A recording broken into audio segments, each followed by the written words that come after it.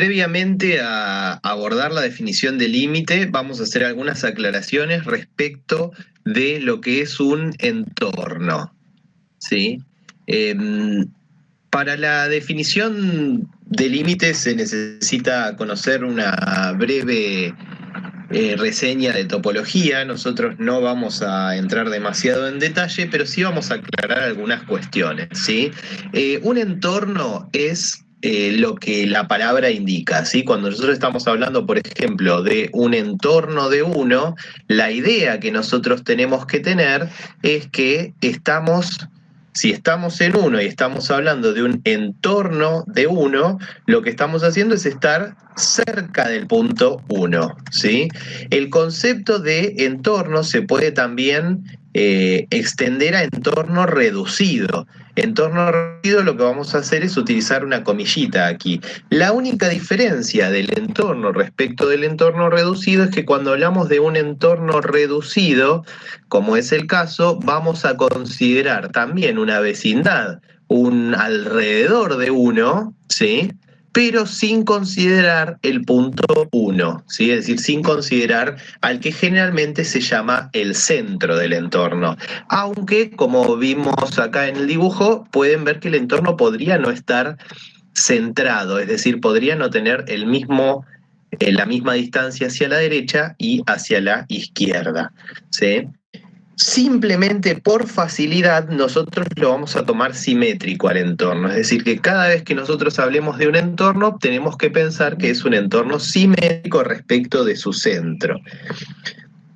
Para indicar el entorno, además de indicarlo con el centro, se indica con un radio, dado que justamente estamos hablando de entornos simétricos. Entonces, por ejemplo, con esta notación, ¿sí?, estamos indicando al entorno de centro 1 y de radio 0,5.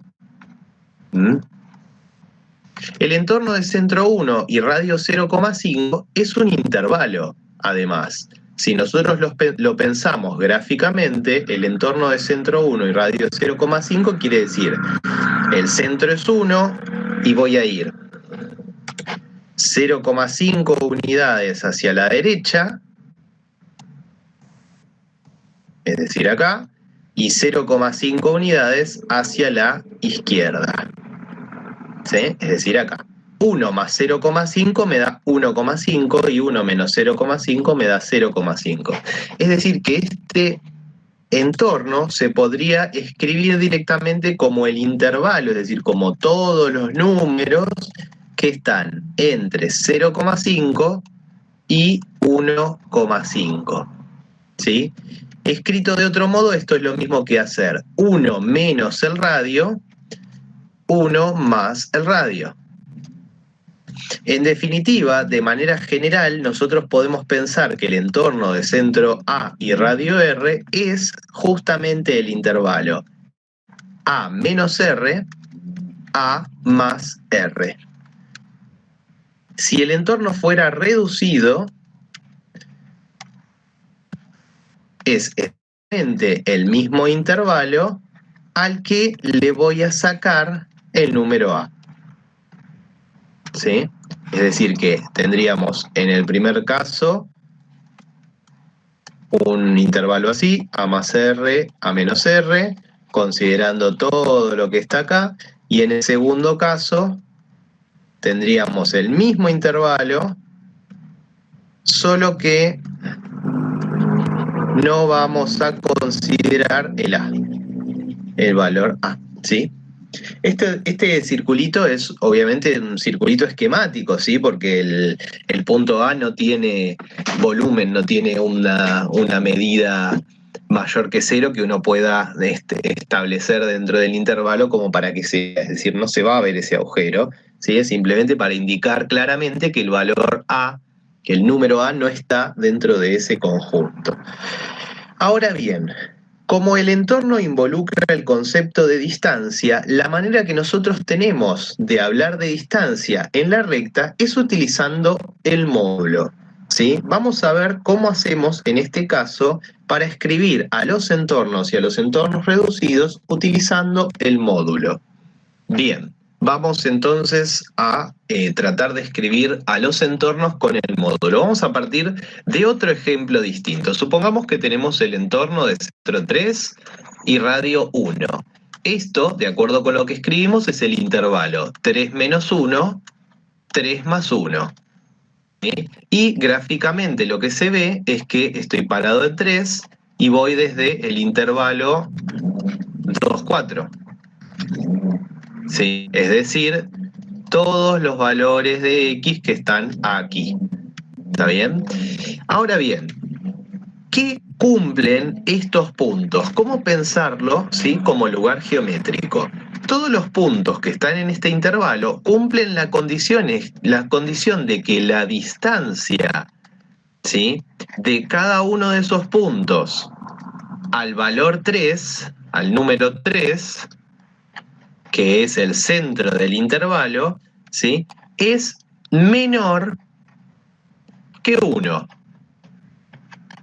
¿Sí? Que es justamente el radio, ¿sí? Fijémonos que entonces aquí, cuando yo escribí esto, tenemos acá el centro del intervalo y acá tenemos el radio del intervalo. ¿Mm?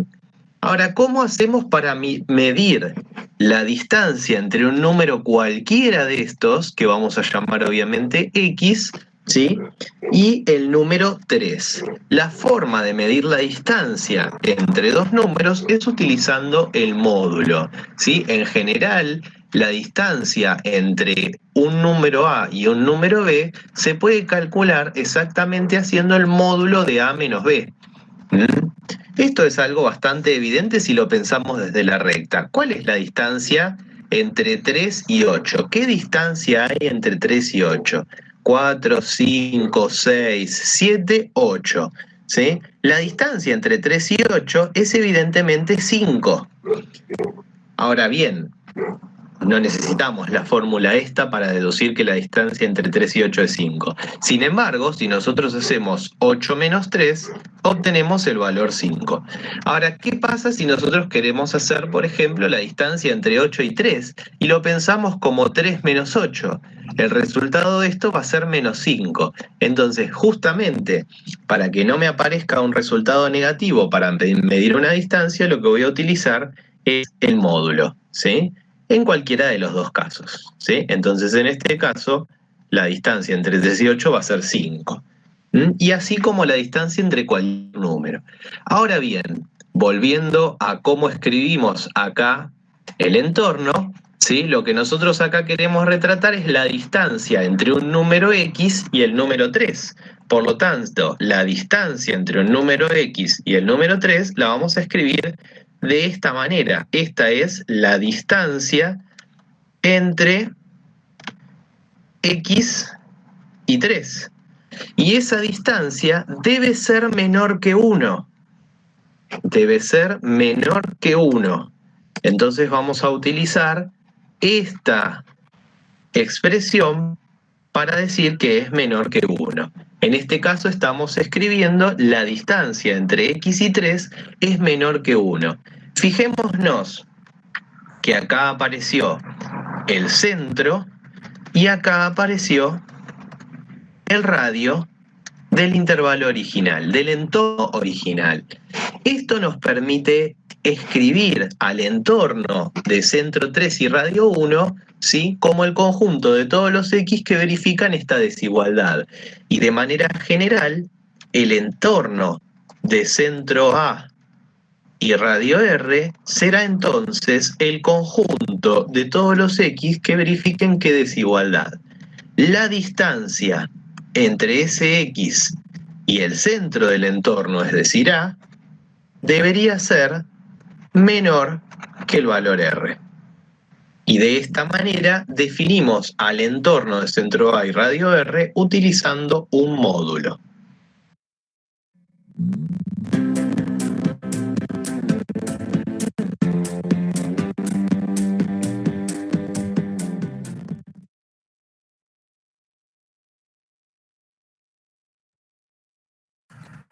Bien, vimos uno de los conceptos más importantes dentro del concepto del límite, el concepto de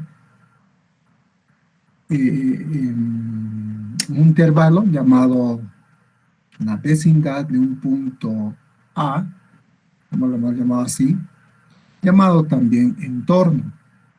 Entonces, en palabras simples, ¿qué es un entorno? Es un intervalo, ¿no? Es un intervalo abierto, en el que el punto central no necesariamente pertenece al intervalo. Es decir, el punto A es abierto. Puede ser cesado también, ¿no? El intervalo puede ser, pero no nos interesa tanto si el intervalo es abierto o cerrado, ya que el intervalo es indistinto, ¿no? En el mejor de los casos puede ser cerrado o abierto. Bien, ahora, los intervalos llamados entornos nos sirven justamente para analizar el concepto de límite. El límite, bueno, básicamente a nosotros nos interesa analizar en ese punto A, es decir, el punto central del entorno, ¿ya? Como el entorno tiene infinitos puntos alrededor del punto A, pues de hecho existen varios puntos a derecha y a izquierda próximos al punto A. Esos puntos próximos al punto A es lo que nos interesa. ¿Pero qué nos interesa de los puntos próximos al punto A? Nos interesa justamente sus imágenes, ¿ya?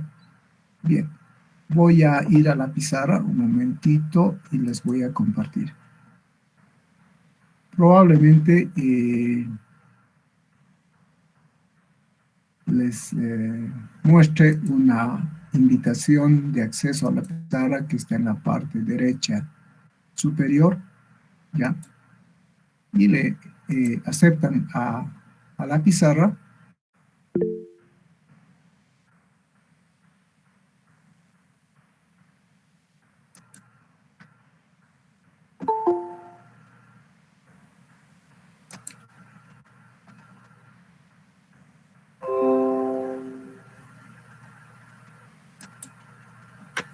Ok, todos observamos la pizarra. Todos observan la pizarra.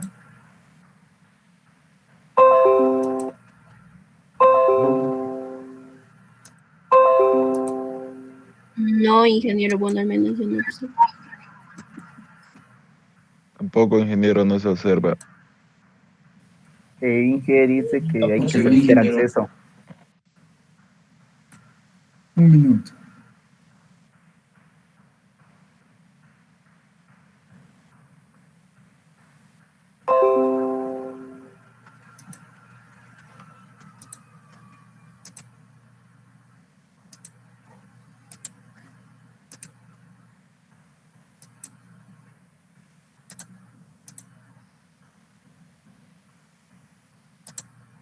Bien, ahora sí, se observa la pizarra, ¿verdad? Entonces, Sí, vamos a, bueno, vamos a ponerle un fondo oscuro, este fondo. Entonces, un entorno, lo hemos llamado, es aquel intervalo, ¿no? Aquel intervalo donde el centro para nosotros puede ser un centro, generalmente lo llaman X sub 0 y radio R. O algunos lo llaman entorno de centro A y radio R. En realidad es un intervalo, ¿no? Es un intervalo donde hemos explicado el punto A abierto, alrededor un radio R, que también es abierto, es justamente el punto, vamos a llamarlo X1 y aquí X2, son dos puntos. Todos estos puntos que están alrededor de A son los que nos interesan, ¿ya? No nos interesa tanto el punto A, sino los puntos que están a la derecha. Los puntos que están a la derecha, muy próximos punto A lo vamos a llamar puntos a la derecha próximos por derecha. Y estos puntos próximos al punto A por izquierda los vamos a denominar puntos próximos por izquierda. Vamos a asumir que A vale 4.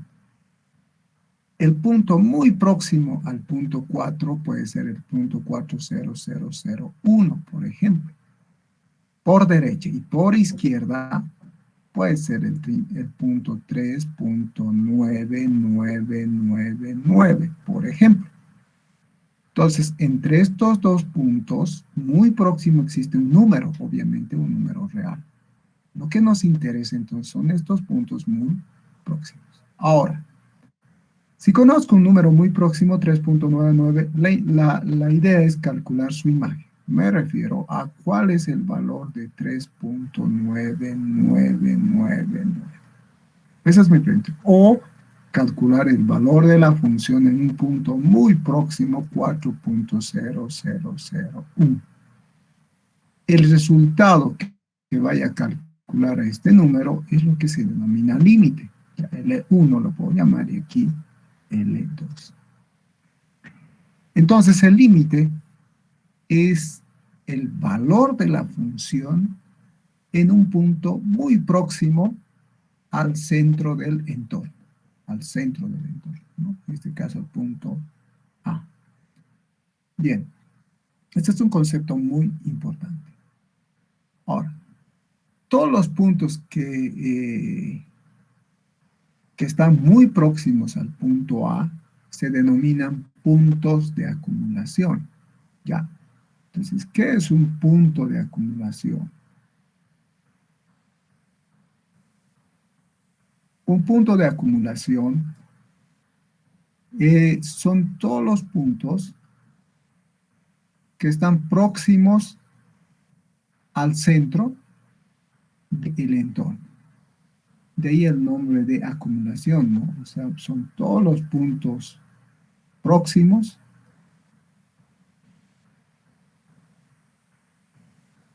al centro del entorno. Al centro del entorno.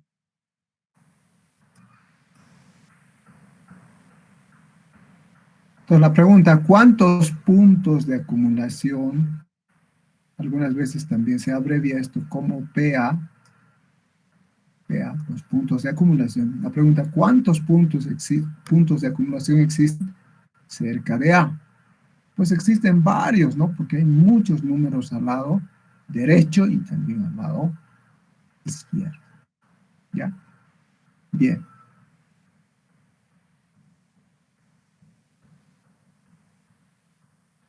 Dos conceptos importantes, el concepto de entorno y el concepto de punto de acumulación. Con estos dos conceptos ahora vamos a ingresar a la definición de límite. Muy bien, nuevamente les sugiero suban el volumen de su receptor.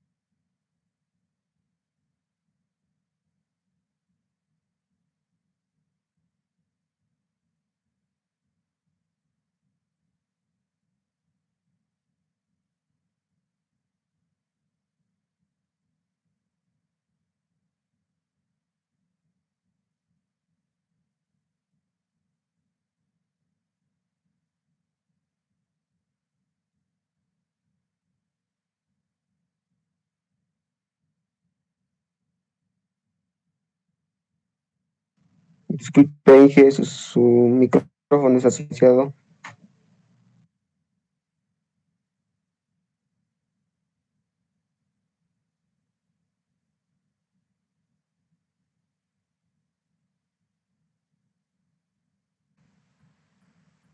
Muy bien, ahora se escucha. Sí, Inge. Entonces Sí, ahora. decíamos que dada una función f y un punto de acumulación a, punto de acumulación, se dice que el límite de la función cuando x se acerca, ¿qué significa se acerca? Significa que se aproxima por derecha o por izquierda, ya, a ese número la vamos a llamar L. Entonces, ¿qué es L? El L en realidad es la imagen, ya es el valor de la función en ese punto muy próximo al punto A. Entonces se denota de esta manera, el límite de la función es igual a L cuando X se aproxima o tiende, también lo utilizan esos dos términos, se aproxima o tiende al punto de acumulación A. Geométricamente, ¿cómo se probaría esto? Se prueba, dice, dado que epsilon, ¿qué es epsilon? Epsilon es un número muy, muy pequeño, ¿no? Del ejemplo que veíamos, por ejemplo, 3.999 al 4, ¿qué distancia existe? Pequeñísima, ¿no? 0.0001, por ejemplo. Entonces, esta distancia es un número pequeño que está en el eje Y, y delta está en el eje X. Entonces dice, si existe un número, una distancia muy pequeña en Y, también debe existir una distancia en X. Tal que, dice, la distancia. Esto es el concepto de distancia, ¿no? Que hemos visto hace un momento. El concepto de distancia debe ser menor que delta en el eje X, y si ocurre eso, en el eje Y también. ¿Ya? Y en este gráfico podemos ver aquí, fíjense, yo tengo un punto A de acumulación, y aquí está el entorno, por derecha y por izquierda. En el punto A, fíjense, ¿existe su imagen para la función? Sí, existe, ¿no? Esta es su imagen y eso va a ser L. Pero no olvidemos que A no siempre pertenece al intervalo, puede ser abierto. Si es abierto y no pertenece al intervalo, obviamente hay que analizar los puntos próximos al punto A. En el mejor de los casos, si pertenece al conjunto A, excelente, su límite directo se calcula, ¿no? Pero no siempre se da ese caso. Ya les dije, puede que A no pertenezca al intervalo, entonces hay que analizar qué ocurre con los puntos de la derecha o los puntos de izquierda. Entonces, en otras palabras, cuando hablamos del límite nos referimos a aproximamiento por derecha o por izquierda. Y justamente cuando la función o el valor de X se aproxima por derecha o izquierda, se denomina límite lateral. Por derecha, cuando está acá en la derecha, del punto de acumulación A de la función f. ¿Y cómo se expresa? Fíjense aquí, en el punto A, en la parte superior, se coloca un signo más. Eso significa que me estoy aproximando por derecha. Ahora, de la misma manera, el aproximamiento puede ser por izquierda. Si es así, se coloca el límite cuando X tiende a A o se aproxima a A, y arriba se coloca un signo menos que indica por izquierda. ¿Ya? Entonces tenemos los límites laterales. ¿Qué son? Son aproximamientos ya sea o por izquierda. Una de las propiedades muy importantes dentro del concepto de límite es justamente esta propiedad. Nos dice que si una función f tiene límite en este punto de acumulación, será suficiente y necesario que existan ambos límites laterales. Es decir, debe tener límite lateral derecho e izquierdo, y además esos límites deben ser iguales. Si son iguales, entonces decimos que la función tiene límite en ese punto A. De lo contrario, si el límite lateral izquierdo es distinto al lateral derecho, entonces decimos que la función no tiene límite en ese punto. Puede que tenga límite más allá, ¿no? Vamos a asumir que esta es la función y estoy estudiando en este punto y veo que el límite lateral derecho es distinto al izquierdo. Entonces digo que en ese punto no existe límite, pero puede que más allá o a la derecha o izquierda, puede que tenga límite, pero en ese punto resulta de que no tiene límite si sus límites laterales son distintos. Bien, vamos a ver la segunda parte. Y lo que hemos explicado, pues lo vamos a hacer ahora con un gráfico, para lo cual les sugiero nuevamente que añadan el volumen de su sector. ¿Ok?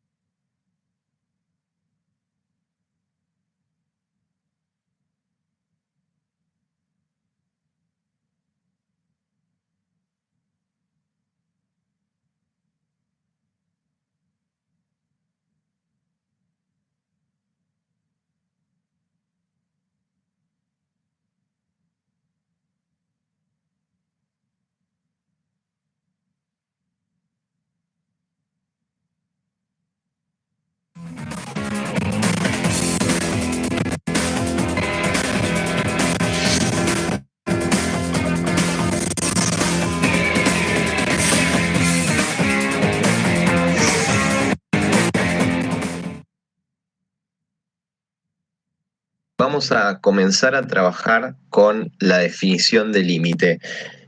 La definición de límite es una definición que data del siglo XIX. Es complicada por naturaleza porque el concepto de límite existe mucho antes que su definición. Vamos a verlo a partir de un ejemplo, ¿sí? Vamos a tomar una función que no demasiado complicada, ¿sí? Para la cual ya habíamos utilizado una función similar cuando hablamos del concepto de límite. ¿Sí? Por ejemplo, esta función, que es una lineal, pero que en x igual 2, por ejemplo, no está definida de la misma manera. Nosotros nos podemos dar la idea de un gráfico de esta función. Voy a tratar de hacerlo lo más prolijo y grande posible, ¿sí? Sabemos que esto es una función lineal que si uno la reemplazara en 2 valdría 4. Es decir, que acá podríamos colocar un agujerito. Coloco un agujerito porque en realidad en 2 la función está definida como 1, ¿sí? Es una recta. Bueno, vamos a tratar de hacerla un poco más derecho. Es una recta que pasa por ahí.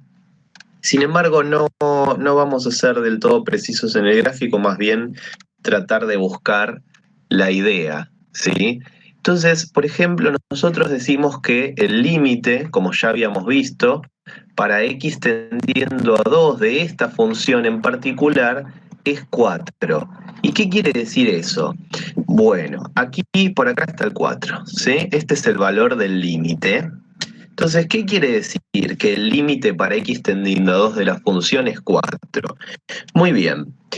La idea que tratamos de descubrir aquí cuando hablamos del límite es que nosotros podemos hacer que las imágenes de la función, ¿sí? A medida que nosotros nos aproximamos al valor x igual 2, estén tan cerca de 4 como uno quiera. ¿Sí? Entonces supongamos que nosotros queremos que la cercanía al 4 sea, por ejemplo, como máximo de una distancia de 1. Si nosotros queremos que la distancia al 4 de las imágenes de la función sea como máximo de una longitud de 1, nosotros tendríamos que hacer que la función caiga en esa franja que estoy determinando aquí. Entonces lo que tendríamos que ver es para qué valores, ¿sí? Para qué valores esa función, para qué valores de x esa función está comprendida entre estos dos valores, que en este caso serían 4 menos 1, 4 menos 1 y 4 más 1, es decir, entre 3 y 5 en este caso. Las imágenes tendrían que estar entre 3 y 5. Y si nosotros vemos, ¿sí? A partir de aquí, es fácil determinar, ¿sí? Que eso va a ocurrir para valores que estén en este intervalo de aquí, para valores de x que estén en este intervalo de aquí. En este caso, x debería pertenecer al intervalo 1, 3, sin ser 2, ¿sí? En 2, ¿sí? Porque es el límite para x tendiendo a 2, ¿sí? Ahora bien, voy a ensuciar un poco más el dibujo. Este valor que nosotros elegimos de cuán lejos queremos estar de 4 es arbitrario. Nosotros elegimos que la distancia del límite a todos los puntos de la función que nosotros elegimos, o sea, la distancia que hay entre las imágenes de la función y el que nosotros llamamos límite, sea 1. A esta distancia la vamos a llamar epsilon. Y es importante darse cuenta que el valor de epsilon es arbitrario. Nosotros podríamos haber elegido otro valor de epsilon, ¿sí? Otra distancia, ¿sí? Y habríamos llegado a una conclusión similar. ¿En qué cambiaba la conclusión? Vamos a suponer que tomamos un valor distinto de epsilon, o sea, queremos estar más cerca ahora del valor 4, ¿sí? En ese caso, lo que vamos a obtener van a ser valores de x diferentes. Todos ellos siempre van a estar, como vemos en el dibujo, en un entorno reducido del punto 2, ¿sí? Nosotros cambiamos el valor de epsilon, nosotros cambiamos ahora el valor de epsilon es evidentemente 1, pero está elegido. Si nosotros cambiamos el valor de epsilon, vamos a encontrar que x pertenece a otro intervalo diferente, ¿sí? Siempre pertenece a un intervalo determinado, pero está en un entorno reducido de 2. ¿Qué es lo que nosotros tenemos aquí? Nosotros entonces podemos hacer que los valores de la función que están acá estén tan cerca del valor que yo llamo límite como yo quiera. Este valor, esta cercanía es arbitraria. ¿Cómo voy a hacer para que los valores de las imágenes de la función estén lo cerca que yo quiera de L? Voy a tener que tomar valores de x suficientemente próximos, en este caso, a 2. Esa es un poco la idea intuitiva y la que conduce a la definición del límite. Es decir, nosotros vamos a decir de manera general que el límite para x tendiendo a de una función f de x es igual a L, y así lo vamos a escribir, si yo puedo hacer que las imágenes de la función estén tan cerca de L como yo quiera, que esto es lo que correspondería al epsilon que nosotros estamos teniendo en cuenta acá, con tal de tomar valores de x suficientemente próximos a A. Es decir, aquí estamos hablando de el entorno, en este caso de 2, en el caso del ejemplo, y en el caso general de A. Entonces repetimos, el límite para x tendiendo a de f de x es L si yo puedo hacer que las imágenes de la función estén tan cerca de L como yo quiera, con tal de tomar valores de x suficientemente próximos a A. Muy bien. Esta definición, ¿sí?, la podemos escribir utilizando cierta simbología, ¿sí? Entonces vamos a decir de la misma manera que el límite para x tendiendo a de f de x es L, sí y solo si, para cada epsilon que yo elija, puedo un delta tal que si x pertenece al entorno reducido de centro 2 y radio delta, entonces f de x va a pertenecer al entorno de centro L y radio epsilon.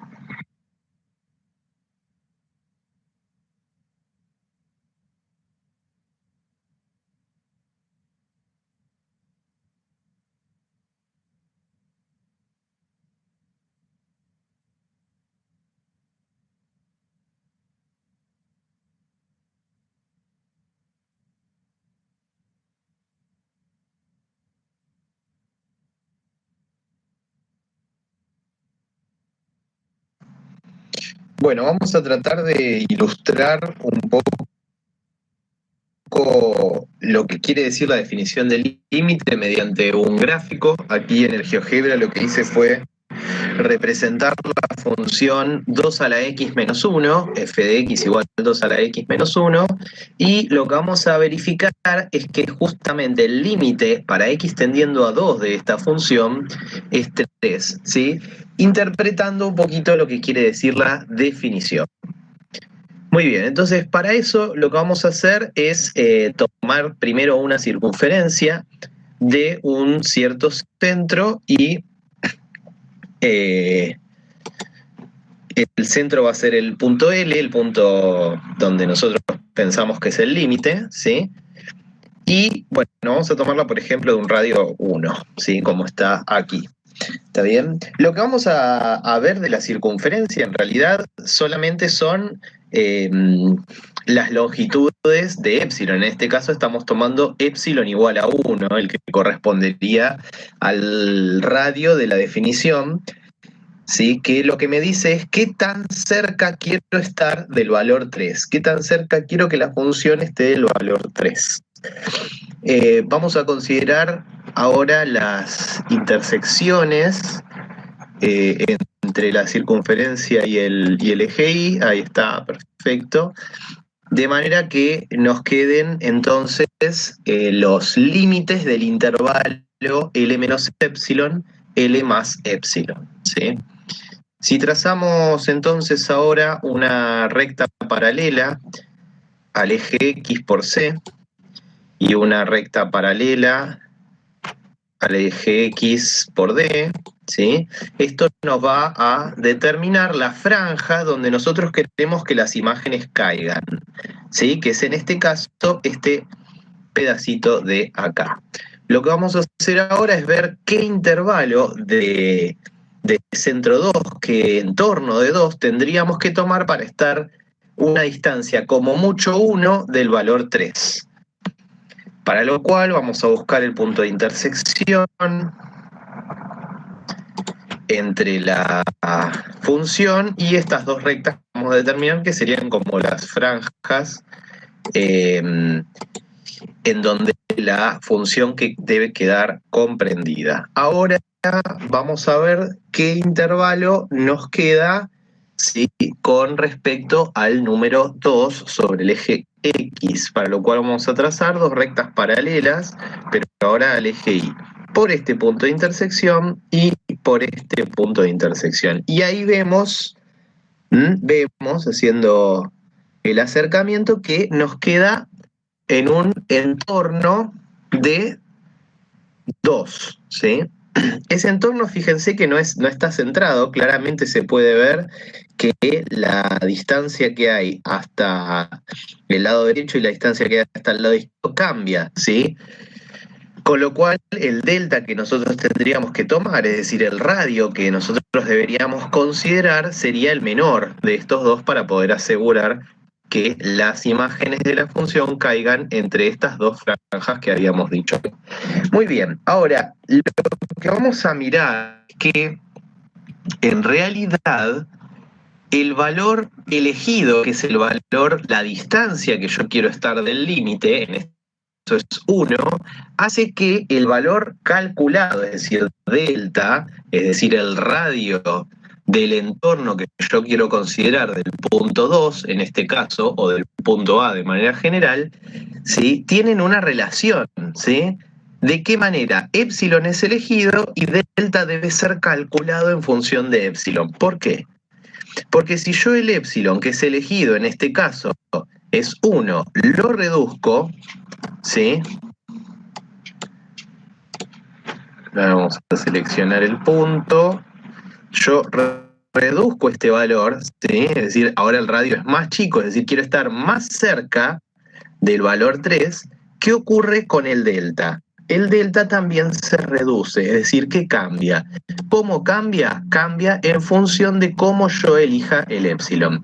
Vean que si el epsilon es todavía más chico, el delta aún se achica más. Si el epsilon es más grande, el delta obviamente se va a agrandar. ¿Está bien? Fijémonos que esto no ocurre solamente, por ejemplo, para ilustrar que el límite para x tendiendo a 2 de f de x es 3.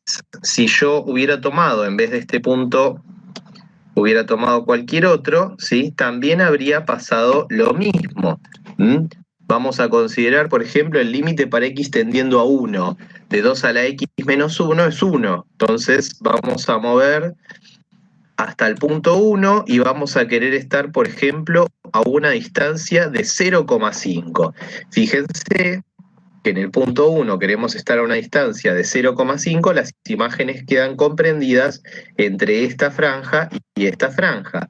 Es decir, que nuevamente pudimos estar, ¿sí?, a una distancia de corta del valor x igual 1. ¿Sí?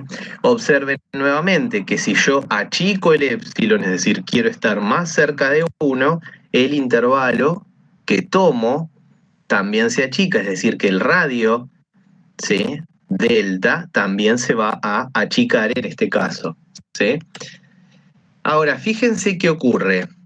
Una vez que yo elijo el epsilon, supongamos aquí epsilon 0,5, fíjense que tendría que tomar de estas dos distancias la menor de todas para considerar el delta.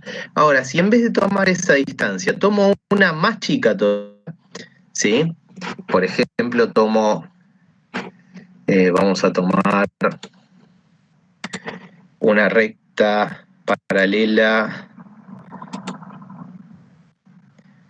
a este punto, pero por el eje Y, y una paralela a este punto por el eje Y. Si tomamos, por ejemplo, este intervalo, que es más chico que el que me quedó determinado, también ocurre lo mismo, ¿sí? Es decir, que si yo encuentro un determinado delta para un epsilon, cualquier delta más chico, ¿sí?, me va a servir para el propósito que yo quería, que es que las imágenes de la función queden comprendidas en estas dos franjas.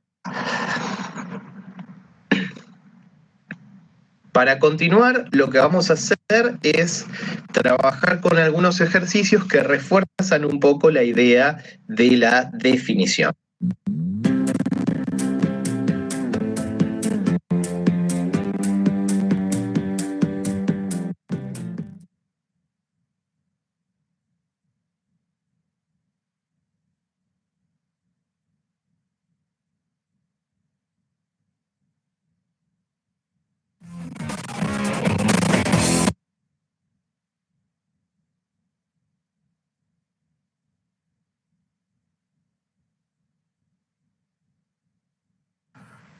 Bien, esperemos de que con este último video se haya entendido el concepto de límite, que como decíamos es uno de los conceptos más importantes. Bien. Tuvimos algún problema, creo, por la congestión del tráfico de la red. No se producía de manera continua, ¿no? ¿Cómo se escuchó al otro lado? ¿Se escuchaba bien? ¿Se vio bien correctamente?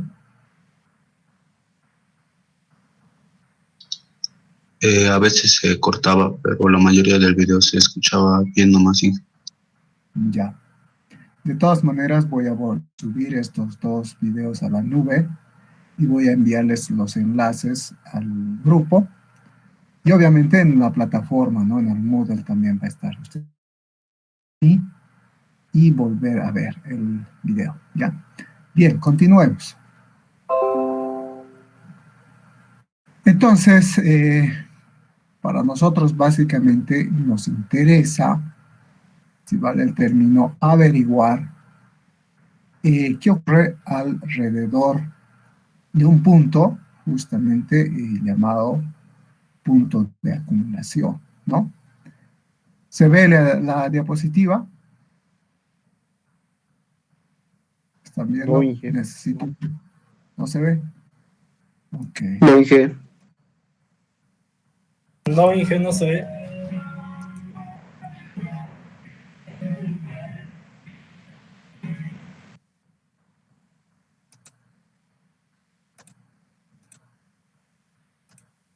Bien, ahora sí.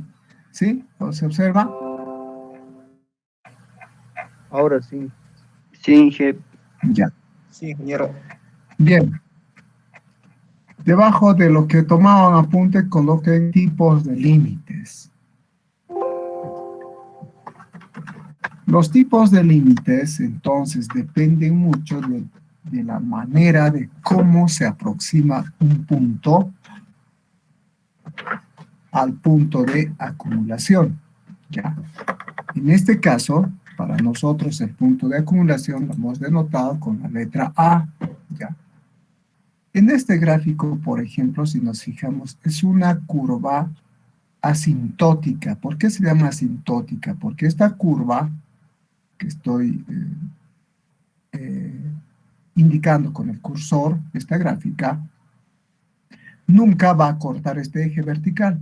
Eso significa que se va a ir aproximando, y esto tiende al infinito. ¿Ya? De ahí es que esta curva se denomina curva asintótica respecto de este eje. ¿Ya? ¿Qué ocurre entonces fundamentalmente con estas curvas asintóticas? Justamente de ahí vienen los tipos de límites o excepciones que se pueden dar. ¿Ya? El primero es el concepto de límites infinitos en un punto finito.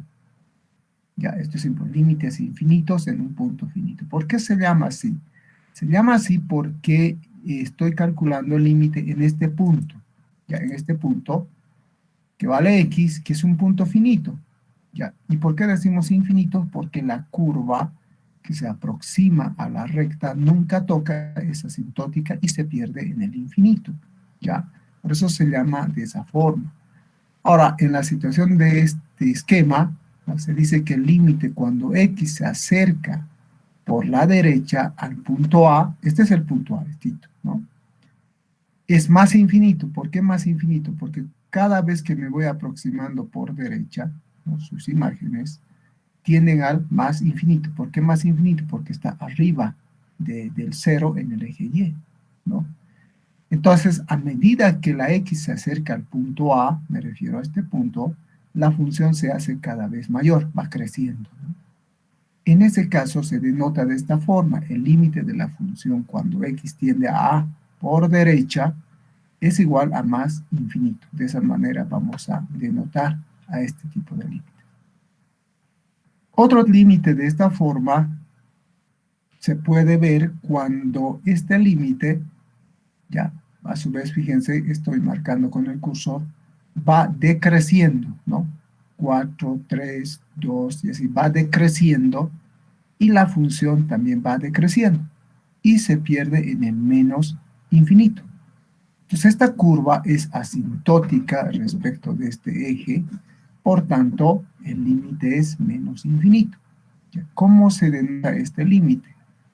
Bueno, para este límite, la única diferencia es que vamos a indicar cuando el límite de la función se aproxima a por derecha, el resultado es menos infinito, ¿no? Cuando nos acercamos al punto A, por la derecha, o puede ser también por la izquierda, por este otro lado, ya dependiendo. Entonces, en este caso decimos que es menos infinito. Ahora, una otra excepción de límite puede ocurrir que uno de los límites laterales sea finito y el otro infinito. Por ejemplo, miren esta curva, esta parábola viene por acá. Respecto de esta recta vertical, vemos de que el límite en algún momento corta, bueno, en realidad choca ese punto y el límite va a ser ese punto. ¿Ya? Eso se refiere que el límite lateral izquierdo va a ser finito, pero el otro límite lateral por derecha en ese punto va a ser infinito, porque fíjense, mientras x va creciendo, el límite también va creciendo y se pierde en el infinito. Entonces puede haber una combinación, ¿no?, en la que uno de los límites laterales sea finito y el otro infinito. Ok. Entonces, ¿qué diríamos en este caso? Si el punto de acumulación vale 2, este punto vale 2, entonces decimos que el límite de la función cuando x tiende a 2 por derecha, estoy yendo por derecha aquí, por derecha, esta es la derecha, tiende a más infinito. Pero cuando el límite de la función tiende a 2 por izquierda, ¿cuánto vale? Su imagen vale 2. Entonces vale 2. Entonces acá tenemos un límite finito y un límite infinito. Conceptos importantes. Límite de finitos en el infinito. ¿A qué se refiere? Cuando los límites son finitos en el infinito. Entonces una excepción de límite. Esto se refiere cuando la función crece. Fíjense que va creciendo la función, va creciendo, se hace cada vez más grande x. Resulta de que el límite también va a ser, o la función va a ser tangente al punto 2, porque esta es una recta, ¿no? Una recta que vale 2 y es horizontal paralela al eje x. Respecto de esa recta, esta curva es tangencial. Entonces se dice que una función tiene límite b, ¿ya?, cuando x tiende a más infinito, ¿no? X tiende a más infinito, cuando la función se acerca a b, cuando x se hace cada vez mayor. Es decir, el límite cuando x, ahora fíjense, x está creciendo al más infinito, va creciendo, y resulta de que el límite va a ser igual al punto b. Por tanto, tenemos límites finitos en el infinito, ¿no? ¿Por qué decimos en el infinito? Porque x está creciendo al más infinito, ¿no? Y el límite se llama finito porque tenemos un punto b, y b es un número, ¿no? Es un número. Ok. En este caso, el límite es 2 cuando x tiende a más infinito, ¿no? Cuando tiende a más infinito x, su imagen en algún momento va a valer 2. No es que va a tomar ese valor 2, sino se va aproximando a 2. Ya hemos dicho eso en el segundo video y hemos explicado y hemos dicho que no nos interesa tanto averiguar en el punto 2, no nos interesa, sino nos averigua alrededor. Eso quiere decir lo más próximo. De la misma manera se puede definir el límite finito cuando x tiende a menos infinito, es decir, al otro lado, ¿no? Y puede que la curva esté acá, entonces el límite va a ser positivo finito. Bien. ¿Cuándo se denominan límites infinitos en el infinito? Esto es importante.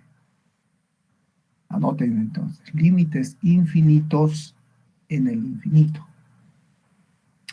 Cuando hablamos de límites infinitos, nos referimos que L, que lo hemos llamado así, va a ser un número infinito. Es decir, no es un número real conocido, es un infinito. Y cuando decimos en el infinito, me refiero a que x está en el infinito. O sea, no es un valor, tiende al, en este caso, este gráfico. Si nos fijamos, el x va creciendo, pero no desaparece la curva, sigue habiendo, sigue existiendo, ¿no? Y el x va a tender al más infinito. Y la curva, fíjense que va creciendo, y también se pierde en el menos infinito. En ese caso se llama límites infinitos en el infinito. Aparece este caso cuando x tiende a más infinito, ¿no? Fíjense, x va tendiendo a más infinito. La función sea cada vez mayor o menor también, ¿no? Puede crecer. En ese caso decimos que x tiende a menos infinito, ¿no? Si fuera el caso de que esto va decreciendo a menos infinito. Y si crece, a más infinito. Entonces, este es un ejemplo típico de límites infinitos en el infinito. ¿Ya?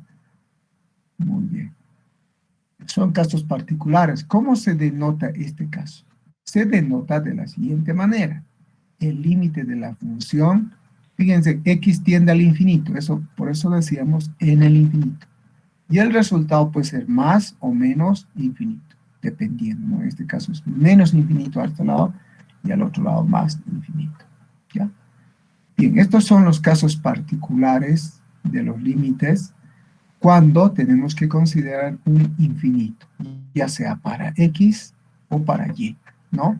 No olvidemos que en y está el límite, y en x es cuando x tiende, ya sea por derecha o por izquierda. Esos son los tipos particulares de límites. Bien, con estos conceptos, el día de mañana ya vamos a entrar a la parte del cálculo de límites, ¿no? El cálculo de límites justamente se refiere a calcular el valor en y, ¿no? ¿Cuál es ese valor cuando x se aproxima por derecha o por izquierda?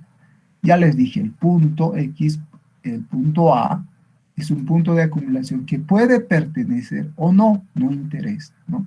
En el mejor de los casos pertenece, ok, el límite es su imagen. Llamado también el caso más particular y básico, ¿no? Cuando x o el punto de acumulación es parte del eje x. Pero, si no es así, nos interesa averiguar en los puntos alrededor del punto A, el punto de acumulación. Bien, ¿alguna pregunta, alguna consulta en esta parte?